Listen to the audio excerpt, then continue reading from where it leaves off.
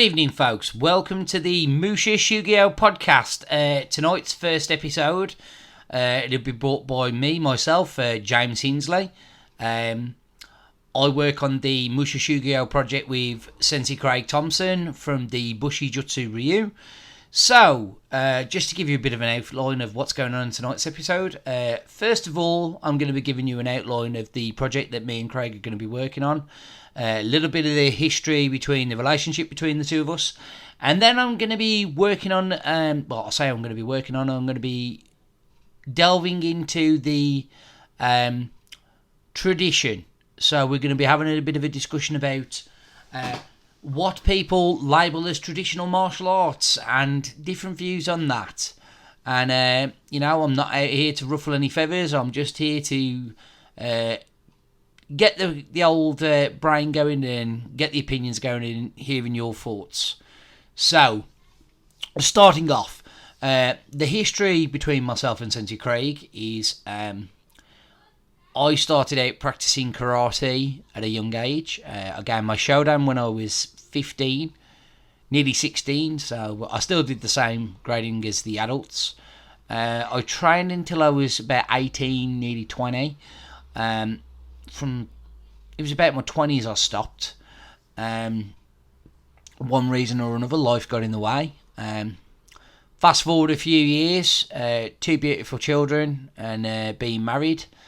And a friend of mine gets in touch and he's like, I'm getting fat. I need to do something for some exercise. He says, I'm thinking of joining the karate club. I'm like, oh, okay. He's like, yeah, I'm thinking about joining your old karate club. He's like, what are you doing on a Friday? I'm like, not a great deal. And then I'm looking at myself and I'm thinking, well, yeah, I'm getting fat. So I tag along. And 7 years later, and gaining my second dan, here I am. So I'm, just to give you a bit of a history, I actually had my own dojo after I passed my second dan. I figured I'd want to go out and sort of teach on my own. So I had Tanrin Shotokan Karate. Unfortunately, the club had just not long celebrated its first year anniversary being open, and then we got struck down with COVID. I'm sure a lot of you martial arts practitioners out there actually suffered from this. For me, my club was in its infancy. As a result, I was made redundant from my job, so my sort of income changed, my hours of working changed, so I had to subsequently give up my club. But luckily, I was able to keep my employment stable enough so I could carry on training and teaching at my instructor's dojo, which is Kanin Shotokan Karate. So anyway, more importantly, I'd like to give a big massive shout out here to Tividale Shotokan Karate. For those of you who are unaware, they are just a Shotokan dojo based in the Midlands. They've been around for about 36, 37 years. The instructor says Sensei Leslie Knight and his brother Sensei Steve Knight. And to be fair, this is where the whole openness has come from in the Midlands. So Les and Steve, they host a lot of seminars. They get some really interesting people in, not just karate, just all sorts of different martial artists. Mainly karate at first, but then they started delving into other martial artists. But yeah, they started getting all sorts of interesting people in. Thanks to Les and Steve, I met Katsu. For those of you who don't know, Katsu Teru Jr. is an actual direct student from Sensei Kanazawa from the SKIF. Fantastic karateka, exceptional standard. I've had the privilege of having a private lesson from him as a gift, and it was an absolutely fantastic lesson. A lot taken on board, a lot incorporated into my karate. But also then I met some of the non-traditional Shotokan guys, the likes of Sensei Steve Lowe, who has some interesting opinions on what karate should be, Sensei Simon Oliver, and I still haven't yet had the pleasure of training with Sensei John Johnston out of the Three Amigos, but I'm hoping to catch Sensei Johnston soon. But yes, so going along with it is how I know Sensei Craig. So I actually met Sensei Craig through a seminar that was hosted by Tipton Shotokan Karate. I am throwing names out there because, this show's all about promotion, irrespective. And if it wasn't for Tipton Shotokan Karate hosting Jesse Enkamp, I would have met a lot of fantastic other karateka that I've met. So I met Sensei Craig Thompson from the Bushijutsu Ryu at the Jesse Enkamp seminar a few years back. Craig stuck out because everyone there is obviously in their nice white gi with black obi, and then you got Sensei Craig, and he's there in a black gi, sporting a shaved head, and he's jumping around, like doing lots of different movements, like parkour and stuff. So I'm intrigued, and I'm talking to people there. Like there's a lot of familiar faces there I know, and there's people I don't know. I'm like, oh, go over, shake his hand. My name's James. I do Shotokan. It's like, oh, what is it you do? And he's like, I do Okinawan Todai Jutsu. So immediately I'm intrigued. I'm like, well, what's Okinawan Todai Jutsu? And he's like, well, it's basically Okinawan karate. But yeah, and I was like, well, this is fascinating. So we all train on this course. I met a lot of fantastic instructors. I met Sensei Colin Abbott from the G Senkan Karate Dojo, and I also met Sensei Ian Edwards from the Kimochi Ryu Dojo. So yeah, again, this was a fantastic networking seminar, and it was absolutely brilliant to meet all these different martial artists from different backgrounds, different ideas on karate and stuff. But what stuck out with Craig is we both got similar interests. So somebody cracked a joke at the Enkamp seminar, referencing a Dragon Ball joke. He asked some question, I can't remember what it was, but somebody referenced like a bit of a Dragon Ball in it, and I immediately sort of started to chuckle because it was quite funny. And so we had similar interests. But the thing about Craig is what he does is he will turn up on these seminars and he will chat to all sorts of manners of people. Then he'll be like, oh, I'd like to come to your dojo. Is it okay for me to do so? And he asked about our dojo at the Cannon. And of course I was grateful to, oblige. We were grateful to oblige, and he came up and he trained with us, and he enjoyed himself. And he did the same with the likes of Steve and every other dojo, then people he met there. And then he sort of got folded in with the TVDAO guys and with ourselves. He's become quite a bit of a sort of intrinsical unit to the karate scene around here. And he's not, he's not a Shotokan practitioner, but he's always been very welcoming. He's open to trying with people. What I love is on my opening day, he came to my dojo on my opening day at Tanren. Not only did he come and train really hard, I had Sensei Thomas Nisko, another shout out here, from the Red Dragon Karate Dojo in Crewe turn up. And Craig wrote me an absolutely fantastic review. He's a genius in his writing, and you'll see that on the page. And you'll know from talking to him, he really knows his stuff. He's really clued up. So, he wrote me this fantastic review, and this is where I sort of spot the talent in him. And, big passion of mine's always been media, or, I always wanted to get into film or do something like that. And what ended up happening was I was shooting some promotional footage from my dojo. Craig saw it and he liked it, and he was like, oh, is there any chance you can do some stuff for my centre, which is the WMA Community Fitness Centre, but attached to that's the Bushijutsu Ryu Karate Club. And I was like, yeah, of course I can. So we started off filming some techniques and filming some little bits and bobs and training together, and me helping out training teach down his dojo. Our guys from Canon going and training down his dojo, him coming up to our dojo and training. And fast forward. I just kept mentioning to him one day, like, one of my massive projects that I want to do was I wanted to do sort of like a documentary about different karate clubs in the Midlands and their history. And then, we start off with this idea, and then the next thing I know, it's like, well, hang on. why don't we go and train at all these dojos and start a series? And then it's like, well, hang on, well, what if we went from just training in dojos in the Midlands to all over the place? And then it's like, well, what if we just start with karate, but then expand onto other martial arts? And it was just like, yeah, let's see how far this rabbit hole can go. So, yeah, you're going to be in for a treat, guys. As I say, you know, this is it.